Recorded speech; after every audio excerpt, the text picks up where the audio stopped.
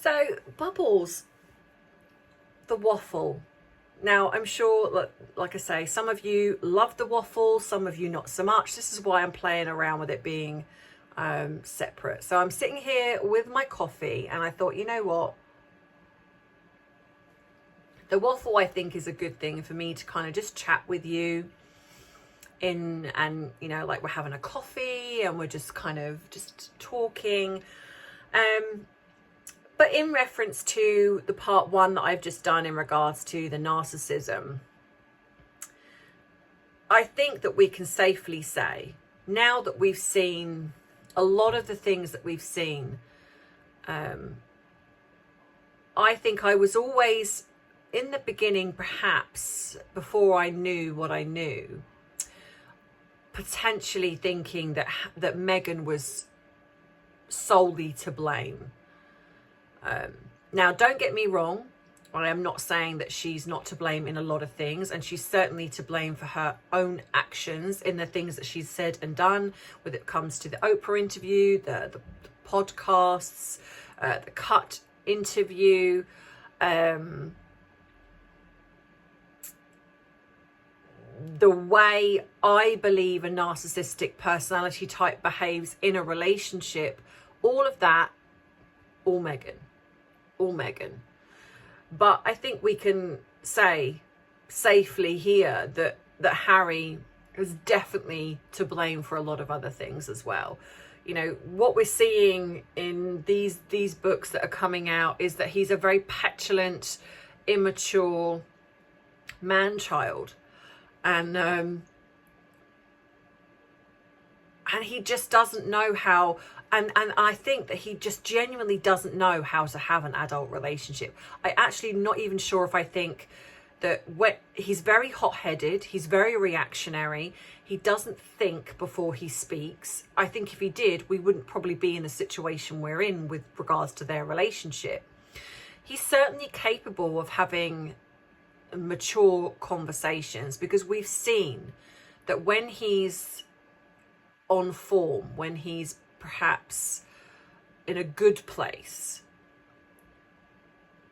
we can see that he's had conversations which are actually quite intelligent and grounded. One of the ones I can remember is the heads together conversation where he sat round with Catherine, William and him, you know, himself, and they were just having this very open conversation. And I thought, and I watched it again and I thought, gosh, where have you gone, Harry? This version of you was, you know, you come across so likable, so together, like really understanding mental health. And I'm going to do a video on that, because obviously I want to talk about the mental health aspect of things, my concerns, etc. So I'm going to do a video on that, and I will bring in anything that's kind of said in the Valentine Lowe book, Tom Bower book, etc. But I think we can definitely see a different version to Harry, and it seems to me that the darker side of Harry has been brought out more. I think it's always been there. This petulant side of him has always been there, but I think it was probably tempered a bit because Catherine was very good with him, William was very good with him, and I think he had that sort of groundedness around those two. I think also the Queen was another one that kind of knew how to handle Harry. I think Charles didn't. I think probably him and Charles butted heads a lot because they're both emotional. I think Harry gets his emotional side from his father, so it would explain, you know, kind of make sense that they would butt heads a lot. So now, unfortunately, when you have this type of personality, you have then that he's matched that with somebody that plays on that. You have somebody in Meghan that probably winds him up. She knows he's emotional. She knows that he's got these insecurities. So she kind of feeds that and plays on it, which is how she's got him, I think, the way she has. So now someone asked me about, type of personality that Meghan is, even though she's a narcissistic personality, and how would that be? Now, do I think she's reactionary? I would imagine that someone like Meghan would be explosive. But when something, like, for example, if things don't go her way, she will potentially lose her temper and take it out on somebody. But then what would happen is she'd kind of want to get her own back. So, for example, it will go two ways. She would be, depending on what it is, I need to get revenge on this. I can't have them win, so I need to win. I need to find a way to do that. Or if she needs to win Harry back over, say, for example, she's had an argument with Harry and he's probably at the stage now in this relationship where he's had enough. And I've said this before, I think they are just in a business arrangement now. So there's probably moments when he's just so fed up with her behaviour now. So she will do whatever it takes to win him back round again. I would imagine that for the most part, it probably doesn't work, which is probably why I believe they're leading separate lives, the pair of them. They don't stay together, which is probably why that when they do come together, he can tolerate her a little bit more because they're not together 24/7. This is just my opinion, by the way. So, and you have this in narcissistic relationships. The person that's their mark will go one of two ways. They will get sick and tired of their behaviour and something will snap and they will decide enough's enough. They want out. Now, if a narcissist isn't ready for that, they will do everything in their power to make sure that doesn't happen. And that could be anything. Or the person gets so worn down that they end up just becoming a shell of themselves. Now, that still doesn't mean that they won't snap. They still can. And I think that Harry is, in a way, the second version. I think he's even though he's had enough, I think he's also worn down by her. But a lot of that is because there's some reason he can't fully escape the marriage. And when you have a situation like that, it just eats away at you. Now, unfortunately, Harry has, in a way, made his bed and he's now got to lie in it because people were warning him from day one of this was too fast.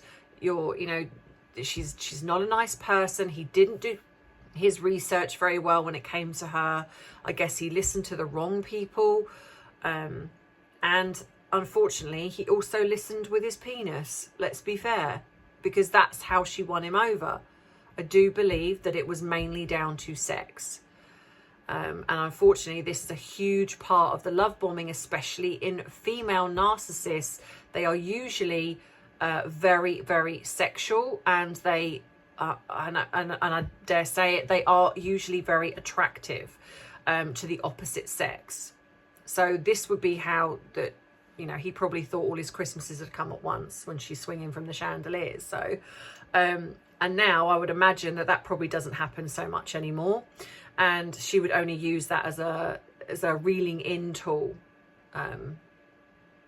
So I think that the Tiaragate situation, I do believe happened. I do believe that Harry was just as much to blame in regards to that. In fact, if not maybe a bit worse, because Harry knew the protocol. He knew how this worked. And Meghan didn't so much. She's spoiled. She's used to getting what she wants. That's just normal behaviour for her. She didn't know the protocols as such, but Harry did. And I'd imagine he probably promised her things that she couldn't deliver. He promised her that she could have what she wanted when she wanted it, or whatever situation. And he couldn't deliver on that because there are other people and there are protocols involved. So I think that was where he was just as much to blame. And I think that's probably apparent in quite a bit of the relationship when they were together in the royal family. So let me know what you think. And let me know what you think about the way I'm trying to do this channel. As you've noticed, I've done a few more shorts. I'm really trying to just kind of see what works. doing the waffle differently as a separate video. So then I'm going to do a playlist of therapist waffle. I might even do like one of my bloopers, you know, the things that I've said. I'm just trying to find what works, not just for you guys and for the new people that are coming in, but also for me, what fills me with joy, because I think I've forgotten that. I have been so kind of worried and kind of becoming almost down that rabbit hole of obsessing with the views and getting upset by it, that I've actually thought I'm coming away from what I find enjoyable about doing the videos, connecting with you all and just talking about what makes me happy as well. So there's going to be a bit of experimentation going on with regards to this, and hopefully somewhere in amongst that I'm going to find what works, what we're all happy with. You know, I know trying to please everyone is not an easy thing, and ultimately, you know, of course I want to make sure that you guys are happy, because you are incredibly important to me, and you, in a way, you are what makes this channel.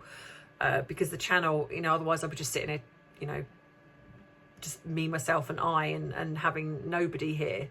So that is important to me, but I also have to recognize that I'm important to me, and I've just been feeling very unhappy. A lot of that's the menopause, but just very unhappy. And I'm like, you know what? And this is what I've done over the weekend. I've done a lot of soul searching, spending time, really thinking about things, working on myself a little bit, of getting back to kind of who I am.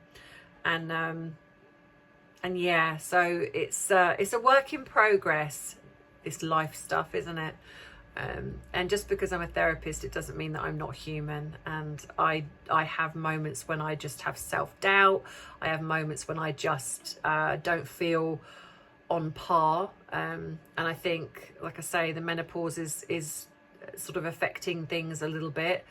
But I kind of want to get back to kind of the fun and the doing stuff. And, you know, just, yeah, we'll see how it goes. So thank you to everyone who is just, you know, stuck with me, supporting me. I really do. I cannot tell you enough how much I do appreciate you all. The comments, your comments keep me going. You keep me sane. You make me smile and laugh. And, you know, thank you for the people that are joining me on TikTok. And please don't worry if you're not on TikTok or you don't want to go on TikTok. It's not necessary. I will always be doing the videos here. Thank you, you know, or on Rumble if I come off here.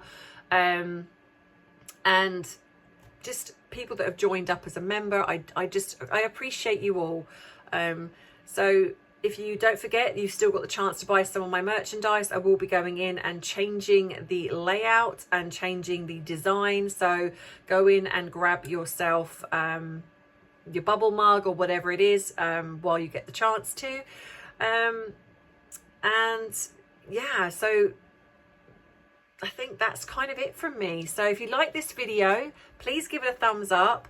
You know, even if you just watch some of it and then fast forward to the end, because that does help the algorithm and it shows YouTube that I'm a channel worth keeping, because that I'm very grateful to that. So thank you.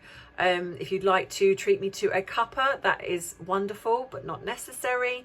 And yeah, my PO box, all of the links to everything are in the description box. And I think that's it from me. So I'm gonna go off and drink the rest of my coffee now, and I will see you in the next video. So take care, Bubble family, and I love you, I appreciate you, but most of all, I respect you. Mwah. Bye.